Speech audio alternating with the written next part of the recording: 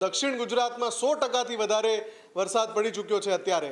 તો આ જ ગુજરાતની અંદર ઘણા બધા જિલ્લા, ચાહે પશ્ચિમ સૌરાષ્ટ્રના હોય, ઉત્તર ગુજરાતના હોય, ઘણા બધા તાલુકા 50%થી ઓછો વરસાદ જોયો છે. આ જે તફાવત છે એની પાછળનું ફેક્ટર, ઘણા બધા ફેક્ટર છે, એની પાછળનું એક ફેક્ટર અલ નીનો છે. સેટેલાઇટ ઇમેજ રિલીઝ કરાઈ છે જેમાં દેખાય છે કે ઇન્ડિયન ઓશન ડાયપોલ પોઝિટિવ જે છે એના જે ભેજયુક્ત પૂર્વીય પવનો છે એ મધ્ય એશિયાથી આવતા ગરમ પવનો કે જે ચોમાસાને ખાળે છે, દૂર કરે છે અથવા ચોમાસાની સિસ્ટમને વિખેરી નાખે છે, એનો સામનો કરી રહ્યા છે. આનાથી એક વસ્તુ સ્પષ્ટ થાય છે કે અલ નીનો અને આ મધ્ય એશિયાના ગરમ પવન, આ બંને ફેક્ટર ભારતના ચોમાસાને અસર કરી રહ્યા છે. આજે પણ ઓગસ્ટના પ્રારંભે પણ અલ નીનોનું અસ્તિત્વ છે જ, પણ ચોમાસું સામે આ પ્રકારની જે કુદરતી પ્રક્રિયા છે એના આશીર્વાદના કારણે ટકી રહ્યું છે. હવે જે ઓગસ્ટનું બીજો પખવાડિયું હશે, એટલે કે 15 ઓગસ્ટથી લઈને ઓગસ્ટના અંત સુધી, એમાં એક બહુ જ સારી વરસાદી સિસ્ટમ આવવાની છે. ગુજરાત અને દેશના મોટા ભાગના વિસ્તારમાં વરસાદ જોવા મળ્યો છે.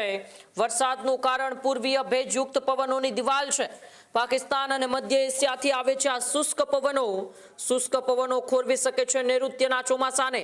ત્યારે પૂર્વીય ભેજયુક્ત પવનોને લીધું ચોમાસું તાકાતવાર. ઓલ ઇન્ડિયા વેધરની ઇમેજમાં ચોમાસાનું તારણ છે તે નીકળ્યું છે. અલ નીનો અને મધ્ય એશિયાના ગરમ પવનોની અડચણ છે. મેઇડન જુલિયન ઓસિલેશન પણ આપી રહ્યું છે સાથ.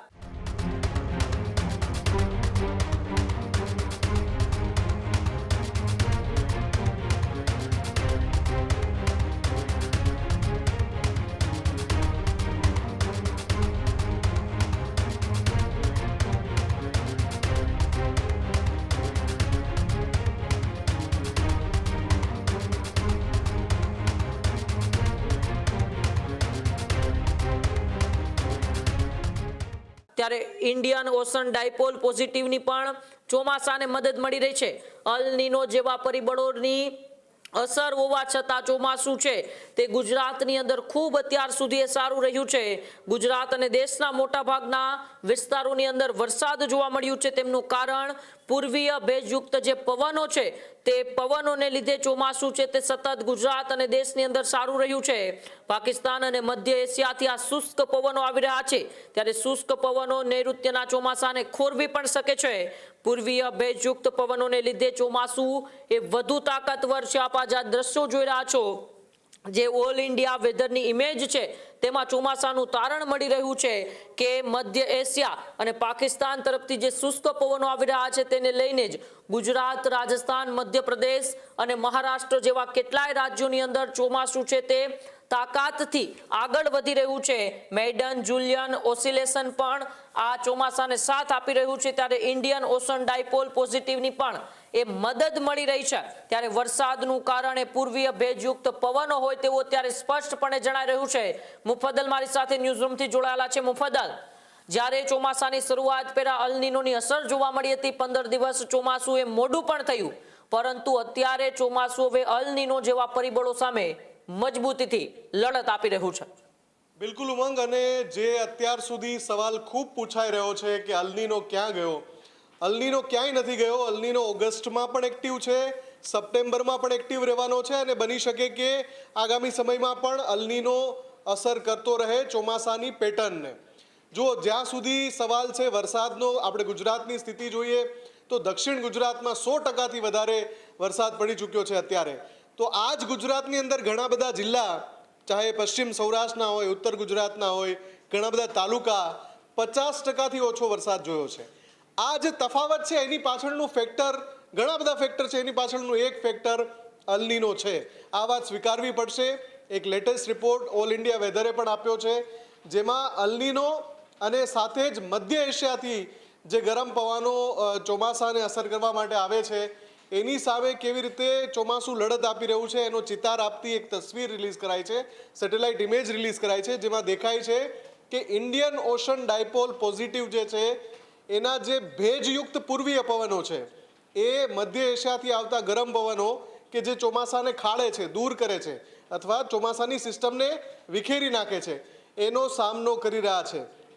અને જે તસવીરમાં દેખાય છે એક મજબૂત દિવાલ, ભારતને જાણે કે રક્ષણ કરતી હોય, જાણે કે ભારતના સરહદી સીમા ઉપર એક મજબૂત દિવાલ બનીને ચોમાસાને વિક્ષેપિત થતું રોકતી હોય એ પ્રકારનું આ સેટેલાઇટ ઇમેજમાં દેખાઈ રહ્યું છે.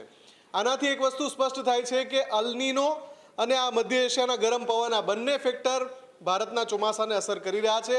પણ મેડન જુલિયન ઓસિલેશન અને ઇન્ડિયન ઓશન ડાયપોલ પોઝિટિવ આ બે સિસ્ટમના નામ છેલ્લા 2 મહિનામાં મેં અલગ અલગ 25 રિપોર્ટમાં આપ્યા છે કે આ બે સિસ્ટમ દેશના ચોમાસાને મદદ કરી રહી છે, ગુજરાતમાં ચોમાસાને મજબૂત કરી રહી છે. આજે પણ ઓગસ્ટના પ્રારંભે પણ અલ્નીનોનું અસ્તિત્વ છે જ, પણ ચોમાસું સામે આ પ્રકારની જે કુદરતી પ્રક્રિયા છે એના આશીર્વાદના કારણે ટકી રહ્યું છે અને અત્યારે પણ એક સારા આંકડા સુધી પહોંચી શક્યું છે. હવે જે ઓગસ્ટનું બીજો પખવાડિયું હશે એટલે કે 15 ઓગસ્ટથી લઈને ઓગસ્ટના અંત સુધી એમાં એક બહુ જ સારી વરસાદી સિસ્ટમ આવવાની છે. એ પણ અલ્નીનોના પ્રભાવના કારણે અમર્યાદિત હશે એટલે કે ક્યાંક અતિ ભારે માત્રામાં વરસાદ પડશે, ક્યાંક ધાર્યા કરતાં બહુ જ ઓછો વરસાદ પડશે. આ તો થયું જ છે, ચોમાસાની પેટર્નને આ અસર તો થઈ જ છે, સ્વીકારવું જ રહ્યું. પણ ચોમાસું મજબૂતીથી લડી રહ્યું છે એ પણ એક ચિત્ર અત્યારે સામે આવી રહ્યું છે. ઉમંગ. જી બિલકુલ, આભાર મુફદ્દલ અમારી સાથે જોડાવા બદલ અને માહિતી બદલ. ખેડૂત ભાઈઓ છે ખેતરમાં ડ્રોન ઉડાવતા હોય છે ત્યારે આપણે એક પ્રશ્ન સતાવતો હોય છે કે જે આપણે અત્યાર સુધી જીપીએસ ટેકનોલોજી વાળા ડ્રોન વાપર્યા છે, જેથી કરીને મોબાઈલ ટાવર છે અથવા તો હાઈ ટેન્શન લાઈન પસાર થતી હોય, કોઈ વૃક્ષો હોય, ત્યારે જે જીપીએસ ટેકનોલોજી વાળા ડ્રોન છે એમાં ટકરાય અને ટ્રેસ થાય છે. પણ એગ્રીવન લાવ્યું છે જીએનએસએસ ટેકનોલોજી ડ્રોન, જેથી કરીને એ ડ્રોન છે એ કોઈ જગ્યાએ ટકરાય નહીં, પોતાની રીતે જ ડિસિઝન લે છે અને મૂવ થઈ જાય છે, જેથી કરીને જીએનએસએસ ટેકનોલોજી ડ્રોન છે એ વાપરવાનો આગ્રહ રાખો. આ જ પ્રકારની તમામ અપડેટ જોવા માટે ન્યૂઝરૂમ ગુજરાતને લાઇક, શેર અને સબસ્ક્રાઇબ કરવાનું ભૂલતા નહીં.